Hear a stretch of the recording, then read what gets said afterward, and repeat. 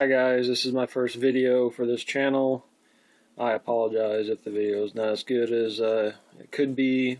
I'm going to be purchasing a new camera sometime in the future. So anyway, my first video was supposed to be an opening of a box of Theros booster packs, but since the camera I had wasn't working so well, I decided to go with a deck tech. We have Selesnya Aggro here. So from the top, we've got a playset of Experiment 1s, and then we have a playset of Soldier of the Pantheon. So the idea is to get Experiment 1 out first and then bring in Soldier to pump up Experiment 1 right afterwards. We have 3 Dryad Militant. Normally I would have a play set, but I took one out in order to fit another card in here. We have a play set of Fleecemane Lions, which is what made me want to build this deck after I saw this card spoiled for Theros. We have my pride and joy, personally for me anyway, a play set of Voice of Resurgence. I just got the last one today after trading for it. Took quite a while. It took me about 2 weeks to get 4 of them, so I'm not made out of money, so it takes me a while to trade for the cards, and a lot of people don't want to give those up yet because this deck is still doing pretty well. We have a playset of Loxodon Smiters. Now, a lot of people are running the Boon Satyrs, which I think is a really cool card. The reason I'm not running it is I already have a playset of Loxodons, A. And B, I think Loxodon Smiters are a little bit better since they survive Anger of the Gods. They're 4/4, Anger of the Gods does 3. And if you happen to have that left in your hand and somebody plays a Thoughtseize on you, then they're foobarred. So that's why I went with Loxodon. Bigger body and won't get discarded from Thoughtseize, which is a pretty popular black card right now. So onward over to here, we have a playset of Selesnya Charms, which is a great card. Target creature gets +2/+2 trample till end of turn, or exile target creature with power 5 or greater, or put 2/2 white knight creature token with vigilance onto the battlefield. We have 3 Call of the Conclaves. Put a 3/3 green centaur creature token onto the battlefield. And we have 3 Rootborn Defenses main deck, because this really isn't a bad card at all. Some people think it's a dead draw if you're not playing against control with Supreme Verdicts and whatnot, but really it's not. You can make all your creatures indestructible after you attack, and none of your creatures will die after they've blocked, after the opponent's creatures have blocked, so that's a bonus. Plus populate. I geared this deck more towards tokens. So if I already got an Advent of the Wurm token out per se, or a Call of the Conclave token, or maybe a token from Voice of Resurgence, excuse me, then I get to make a copy of that token. So I went the token route. Some people prefer to stay away from that because it's susceptible to, say,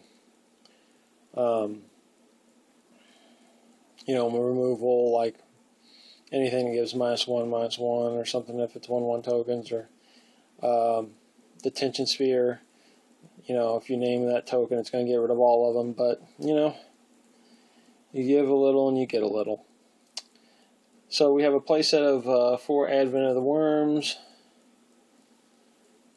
Can't really beat that. 5/5 green worm creature token with trample for 4. With our lands, we've got 4 Temple Gardens, the green-white shock land, I guess technically not a shock land, at least not from my old days where, well, I guess it is a shock land because it does 2 damage to you. I'm thinking of Pain Lands. I'm old school, so the old Ice Age Pain Lands. But yeah, 4 Temple Gardens, which are shock lands.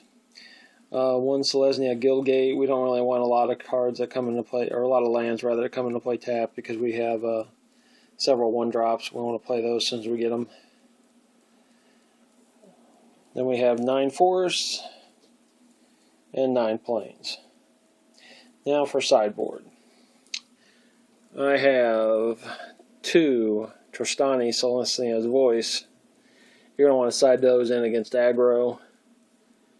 That way you can stay alive even if they're beating you down with a lot of creatures, because you're constantly gaining life from the creatures you're bringing out and your tokens.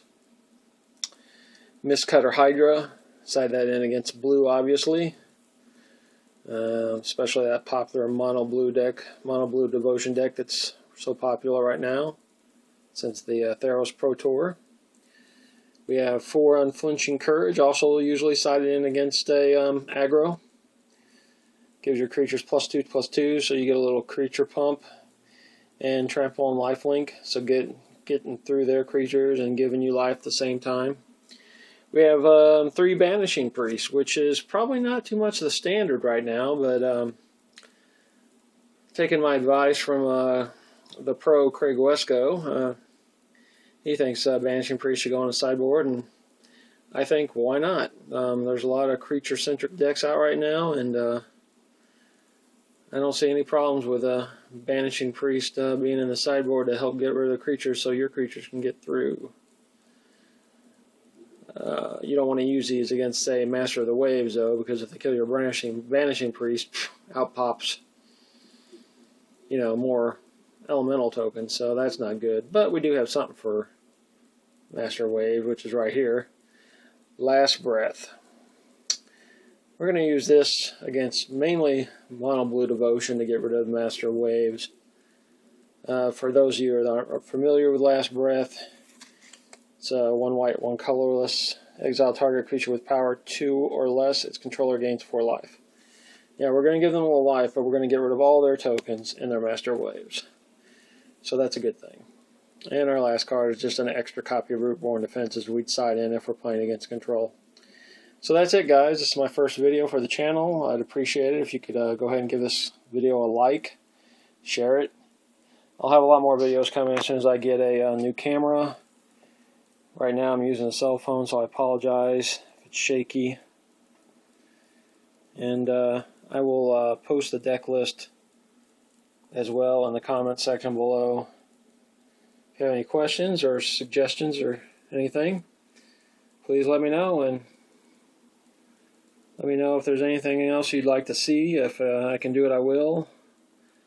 Unfortunately, like a lot of these guys on here, I don't have like unlimited funds and unlimited cards. I just got back into Magic last May, so. But if I can do it, I'll do it. So, thanks for watching, and have a good day.